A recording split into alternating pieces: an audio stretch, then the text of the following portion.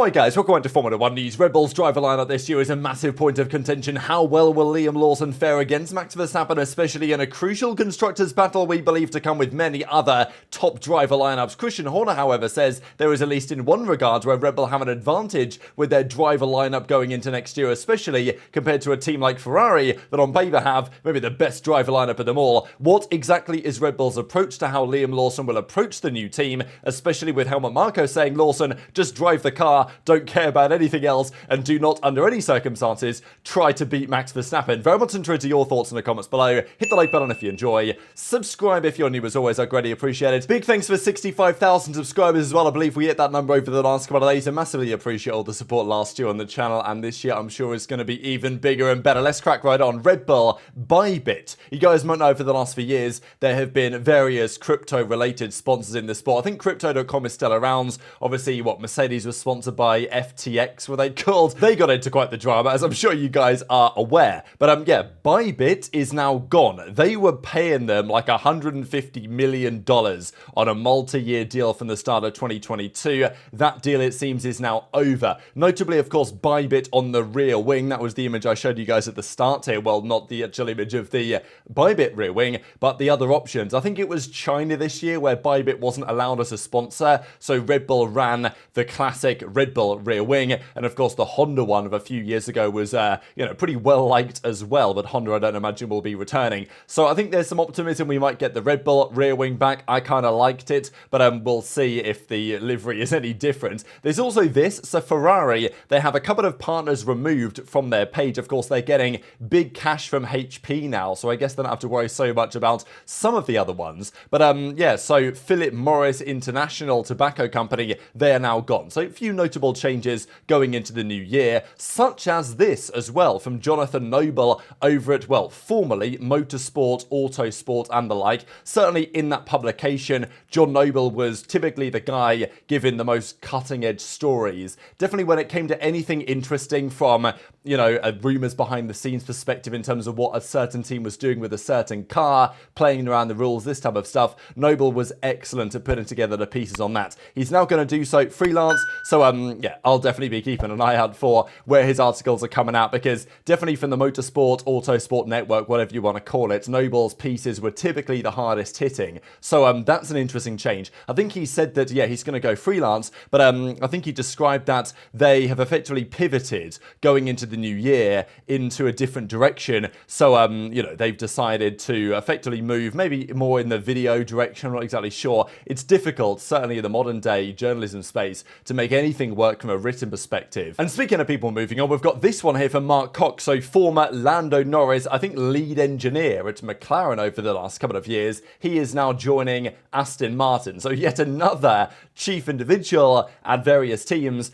getting poached away by Aston. So Aston, they know what they're doing. They're putting their money on the table and they are hiring big names from all over the Formula 1 world. Technical, mechanical, engineering, drivers, obviously designers, doesn't matter, whatever. They are going to pay the money to make it work. And Mark Cox is one example. Of course, again, more example, I guess, of a top team winning the constructors. Those individuals that are doing well in that team, they get targeted, they get poached, they go elsewhere. This is why it's so difficult to maintain time at the top. Red Bull were at the top, not this season, although they still won the drivers. The RB21 they confirmed on Instagram yesterday, they will reveal on the 18th of February at the O2 Arena. So they've basically said they're not going to do anything before then, which I guess is the whole point of the reveal. In the F1 75, they're calling it. I don't know why they're calling it that, because it's the 75th anniversary of F1. Nobody could get any tickets to this thing anyway, unfortunately,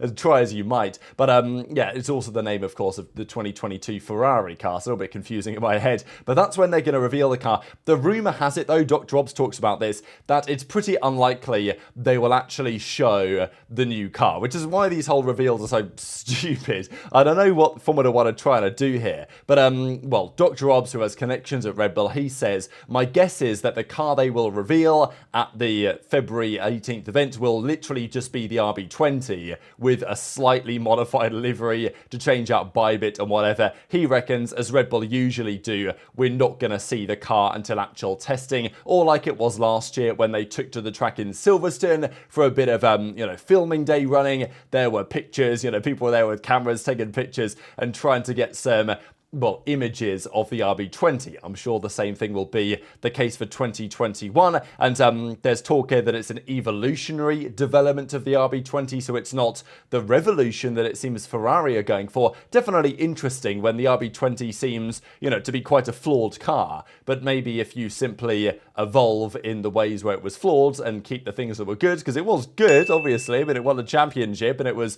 still a quick car in Verstappen's hands, and dominated the start of the season. But yeah, that's the talk on the floor, the diffuser, some of the changes they are looking to make. But the likelihood is we are not going to have any indication of what it's going to look like from an aerodynamic perspective until they actually reveal it at testing, which is what Red Bull always do. But it's like, what's even the point of these reveals if you're not going to show us the real car? But Formula One can't force them, I guess, to do anything. This was also interesting. He hasn't been able to doubly confirm this, so it's a rumor, but he does say that the RB21 crash test may have been passed already. So we heard it about Ferrari the other day. Lots of media sources saying that's happened. Now we've apparently got one source, and he says he hasn't got two people to confirm this, but he says he's got one guy telling him that they've passed the crash test. So we'll see whether that gets confirmed in the media shortly thereafter. Of course, yesterday is the 1st of January, big day as well for Cadillac. They're coming in 2026 with a couple of new drivers on their team. They will be using Ferrari engines for the time being, of course, but they will in 26 have their own aero package. And the benefit for Cadillac is because they're brand new, they don't have to worry about the restrictions on the testing time the other teams do.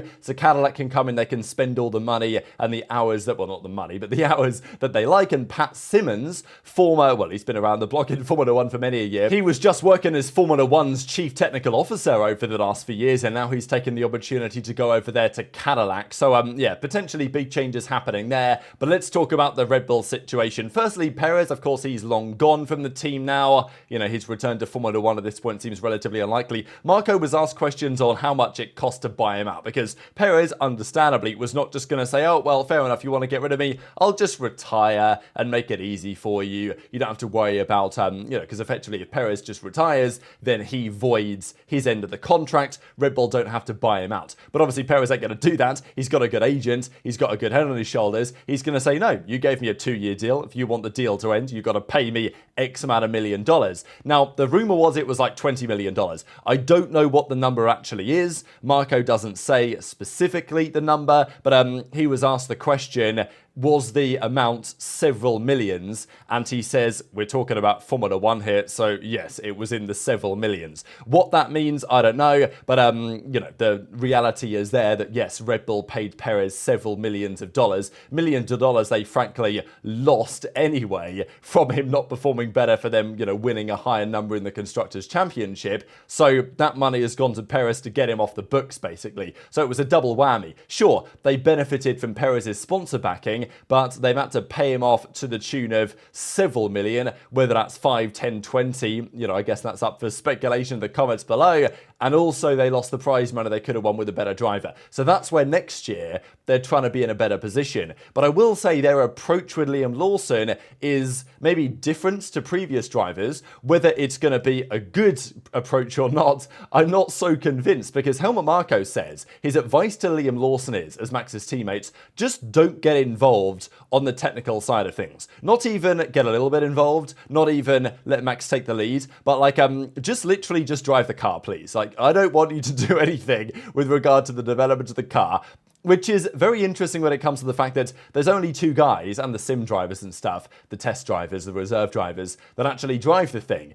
That's when you get the feedback on what the car's doing, where the car needs to be changed. Now, when I saw this quote, I thought, okay, maybe, taken out of context or something like that, and let's see the full quote to get the full picture. But no, this is exactly what he said. So, this is what he said to sport.de. Gradually, he will have to improve as much as possible, talking about Lawson with respect to Max, but always keeping in mind he is driving alongside the best Formula One driver at the moment. And this is fair enough. In doing so, however, he should not get involved in the technical side of things, such as setups and strategies, for example, something other teammates have done in the past. Liam will have to accept that Verstappen is the best. We will see how close he can get, but he should not get in the car with the aim of beating Max. That has gone wrong with all of his teammates. Now, this is so interesting, right? Because this, to me, is one of the reasons why they don't want to put Yuki Tsunoda in the car, because Yuki would get in there thinking, oh, well, sure, Max is the best, and I'm expecting to lose to him on some level, but, with the confidence you can beat him. Now, Lawson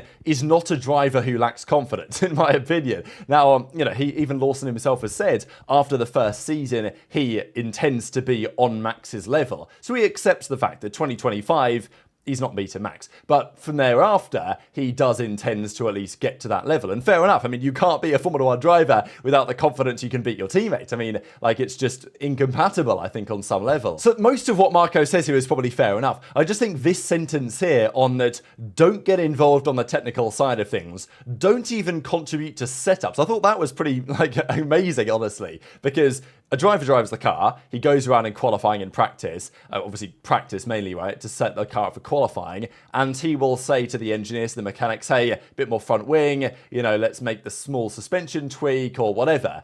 And he's being told, just copy Max's setups. Now, this is what they started doing with Perez, and to be fair, it actually kind of started to work a little bit, but the idea that Max drives around, he decides the setup, Lawson then has to drive with that setup, Lawson has no say on strategy, Max decides, or the team decides, and Lawson just has to go along with it. And maybe that will help Lawson not completely crash out. I mean, if you're trying to be super competitive and then you're not, then, all hell can break loose when you start to recognize that you're not at the level. But even this, it's the kind of same thing, isn't it? You're being told, look, copy Max's setups, we're giving you the strategy, just drive the car, see how close you can get to Max. And the other argument here that Max, usually his teammates obviously want to beat him or at least try, and the argument for Marko is, don't even bother trying, and that's apparently the solution. So I'm not particularly convinced that this approach from Red Bull is the right one, but I guess the last several teammates Max has had, it's all ended with disaster. So maybe try a different approach and just tell your driver to sit in a box and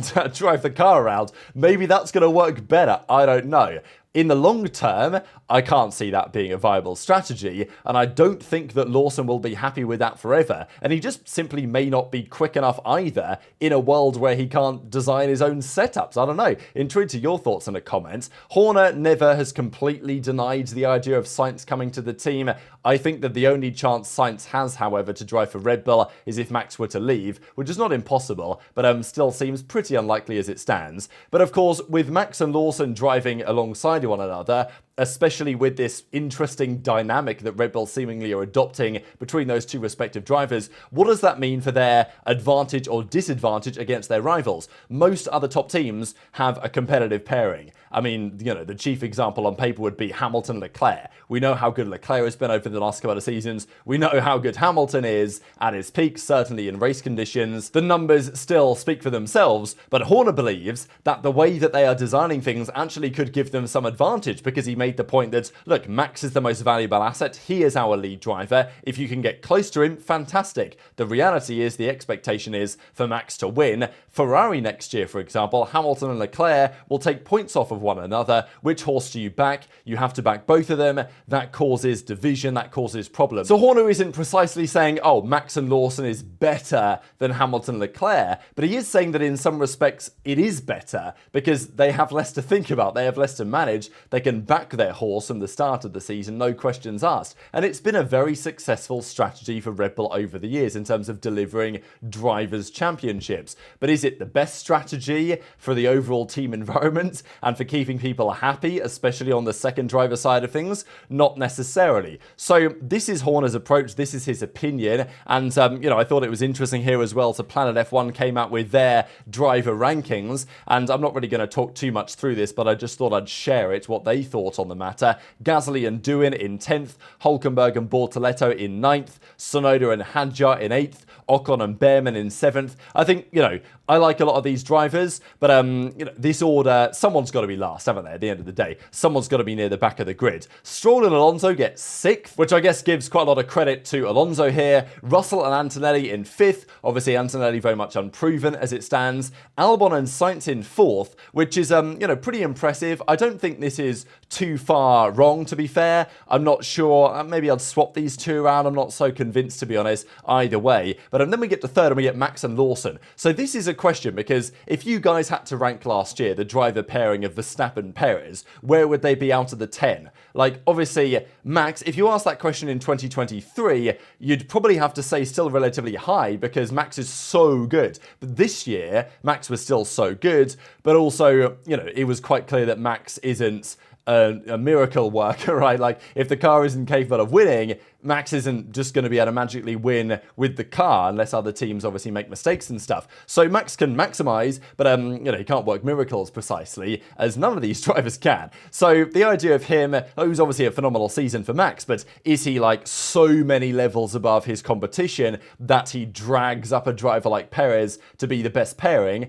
I mean, look, you can argue that Max and Lawson could be below Albon and Sainz. I think that's a fair argument to make. But obviously you might also argue that, well, Max is better on his own than both of those guys. So, I don't know, it's always difficult when you've got such a clear 1-2 dynamic. But I think the reality is that this is not as strong of a pairing as the other two. Now, I would say Lando Norris and Piastri, and then Leclerc and Hamilton are my number 1, number 2. I think I would swap the order personally, not because I'm a Piastri hater, but just because I think in race conditions and in terms of consistency, Leclerc and Hamilton will be more effective. But look, I think you can make an argument, and I'm semi-surprised that they've got Norris and Piastri first personally, but I think you can make the point, and this is what Planet F1 come up with. Horner may disagree, he may think Verstappen Lawson is the best, but I think that is pretty difficult to argue on recent evidence, and even Max himself says, we will not be, as in Red Bull I guess for the new season, the favourites. That's okay, we still have to change a lot of things to be number 1 again, but obviously even if the team isn't favourites, even if his driver partnership is not the favourited one,